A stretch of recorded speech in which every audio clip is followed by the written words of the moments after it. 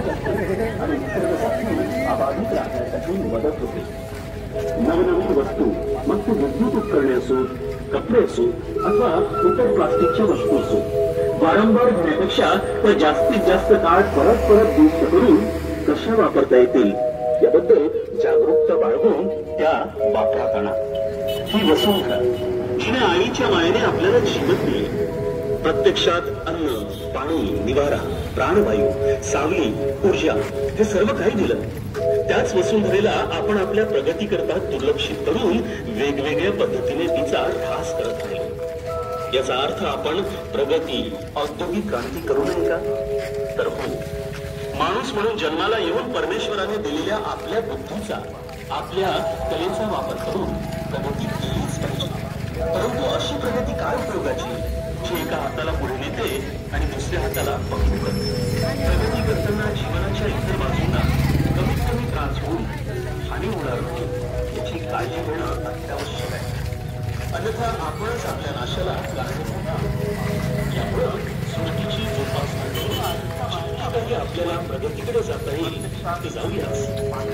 खरे तर आपण या धरती मातेचे मानावे तितके उपकार करत लेकरांप्रमाणे तिच्या अंगावर आपण जगतोय, बोलतोय, बागडतोय, लहानाचे मोठे होतोय आणि अंतसमयी तिच्या खुशीत वास्तविक तिचे आपण माणूस म्हणून जन्माला येऊन परमेश्वराने दिलेल्या आपल्या बुद्धीनं आपल्या नवलेचा वापर परंतु अशी प्रगती काय उपयोग आहे? एका हाताला प्रगती करताना जीवनाच्या बाजूला कमीत कमी आणि मुलांची काळजी घेणं अत्यावश्यक आहे. अन्यथा आपणच आपल्या नाशाला कारणीभूत ठरतो. त्यामुळं सृष्टीची जोपासना करून जितके काही आपल्याला प्रगतीकडे जाता येईल ते जाऊया.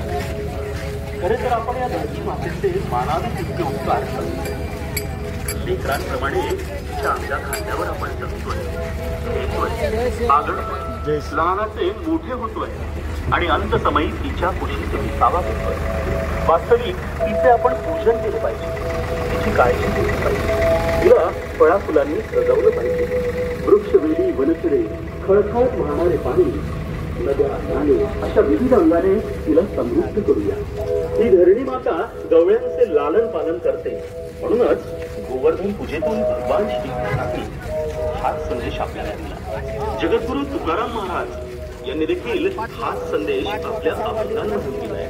ते म्हणतात, वृक्षवल्ली आम्हा सोयरी वनचरे, वृक्षवल्ली आम्हा सोयरी, पक्षी सुस्वरे आरवीती, वृक्षवल्ली आम्हा सोयरी वनचरे, वृक्षवल्ली आम्हा सोयरी. आपली भारतीय संस्कृती, वटपौर्णिमा यासारख्या सणांमधून सुद्धा वृक्ष संवर्धन करण्यासाठी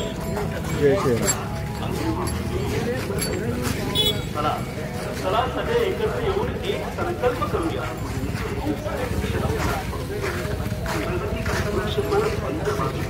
प्लास्टिकचा वापर कमी करूया आणि निसर्गाने खुल्या हाताने दिलेल्या ऊर्जेला अन्यथा आपण आपल्या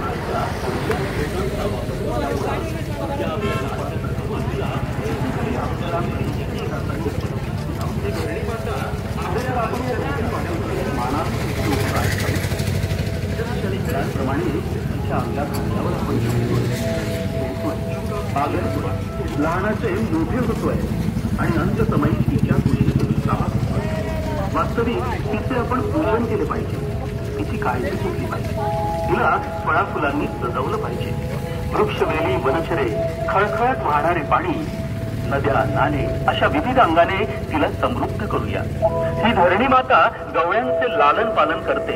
म्हणूनच गोवर्धन पूजेतून भगवान श्रीकृष्णांनी हाच संदेश आपल्याला दिला. जगद्गुरु तुकाराम महाराज यांनी देखील हाच संदेश आपल्या अभंगांमधून दिलाय. ते म्हणतात, वृक्षवल्ली आम्हा सोयरी वनचरे.